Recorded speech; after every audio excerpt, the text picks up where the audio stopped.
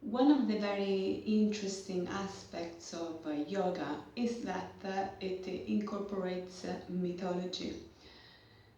Yoga has its roots from Hinduism, Hindu mythology, Buddhism and Jainism. And one of the aspects of yoga is that it's made of asanas. So asanas are one part of yoga. Asanas or poses. Each of these asanas has a name, and in Sanskrit the meaning of its name, this name has a meaning, and behind this meaning there is a story. So I'm going to talk about one pose, one asana, and precisely the asana I'm going to talk about is an asana that it's really common. It's suitable for all levels, and it's mainly done at the beginning of our yoga practice. The name of this asana is Sukhasana. It's the typical, you might know this, you might not know the name of the pose, but you might know what the pose is. It's the crossed leg position. So it's really the pose when we keep our legs crossed. And as I was saying, we do it at the beginning of our practice. Sukhasana, this is the name in Sanskrit. What does it mean? We divide the word in two parts. We know that asana means pose, and sukha in Sanskrit means ease, comfort, pleasure. So very often the name that we give to this pose in English is comfortable or easy pose, because we are actually sitting in a comfortable position. Sometimes to feel even more comfortable, we can sit on the edge of a folded blanket, for example, like this, and then we can sit on it to feel more comfortable. However, it's a typical comfortable position. So, yoga and mythology. What is the story behind Sukhasana? This story refers to Shiva. Shiva, Lord of the universe. Shiva, that represents death and transformation. Shiva was sitting in the woods in a crossed-leg position and was meditating. While he was meditating, his wife, Parvati, came, and in a playful way, in a joyful way, she went close to him and covered his eyes. Now, Shiva needed to, what happened is that when his eyes were covered, he couldn't see anymore, and as the Lord of the universe that has to watch over the universe, that was impossible for him. So what he did was to create a third eye right in between his two eyes, so that he could keep watch over the universe. What about his two eyes? Shiva's eyes were half closed or half open. So we can say half closed and half open. Why were they not closed? So there is a meaning behind the fact that his eyes were half closed or half open. And it's that his eyes half closed mean that they basically represent that he had a steady watch. Sorry, I was saying that the fact that his eyes were half closed mean that he was feeling at ease. He was having a comfortable position. But if we look at his eyes half open, then it means that he was having a steady watch. He needed to be vigilant. He needed to be alert. And let's go back to our asana, to our pose. We are sitting in a cross-leg position. We are meant to be relaxed. But when do we do this pose? We do this at the beginning of our practice. And we do this in the moment when we sit down and we start setting our intention, we focus on our breath and we concentrate and we center. So we need to be relaxed, but not like that. So we need to, our pose has to be in a way that we are really ready for concentration and meditation. So as well as being cross-legged, it's important to keep our back straight, our neck in line with our spine, our ears over our shoulders.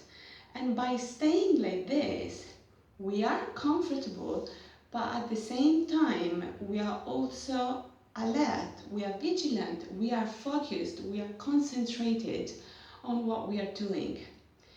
We are concentrated on the beginning of our practice, on our breath. That's why we can relate the meaning of Shiva sitting, meditating, keeping his eyes half open and half closed. Half open, steady watch, vigilant, alert. Half closed, ease and relaxed. Together with this pose, we often, while we are doing meditation, we often put our hands in the Jnana Mudra, and the Jnana Mudra is a hand gesture or a mudra which corresponds to touching the thumb, the tip of the thumb and the index finger, and keeping the other three fingers straight, leaving our hands palms up on our knees.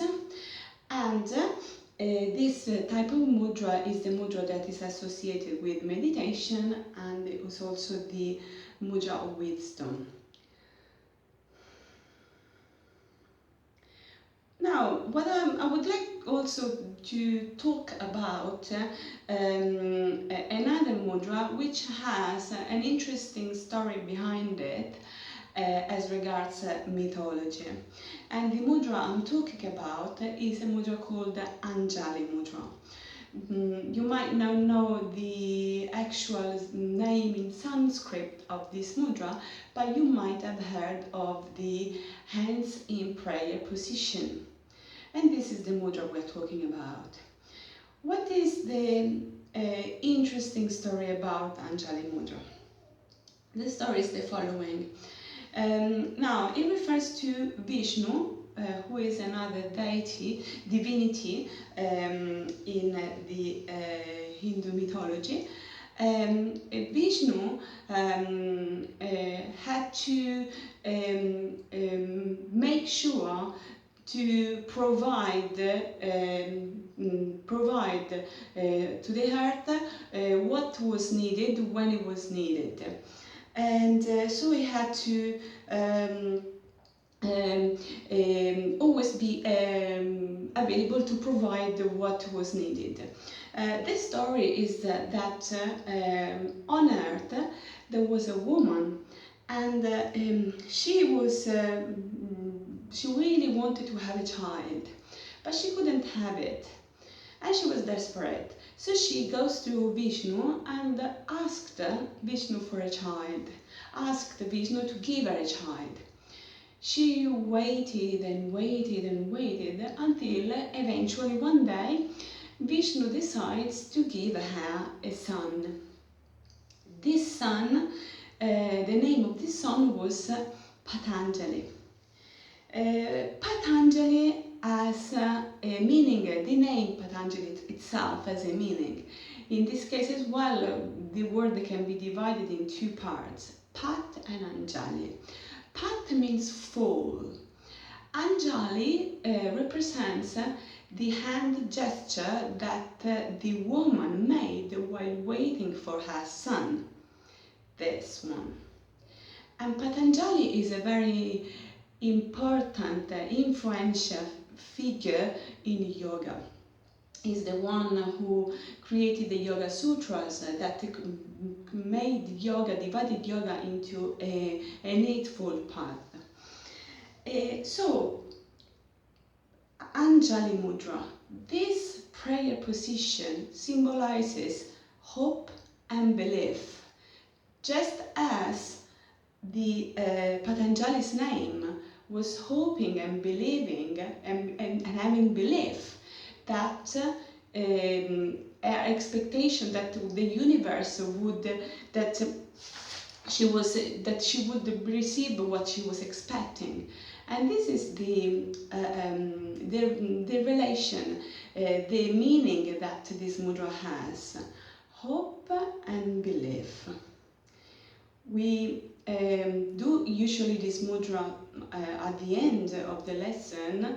We can do it throughout our practice, but it is often done at the end of the lesson as a way of saying thank you to ourselves for the time that we have dedicated to our practice. And sometimes we also, together with this mudra, we end by saying Namaste about you. So this was the story of Sukhasana and Anjali Mudra. I hope you enjoyed it. Namaste.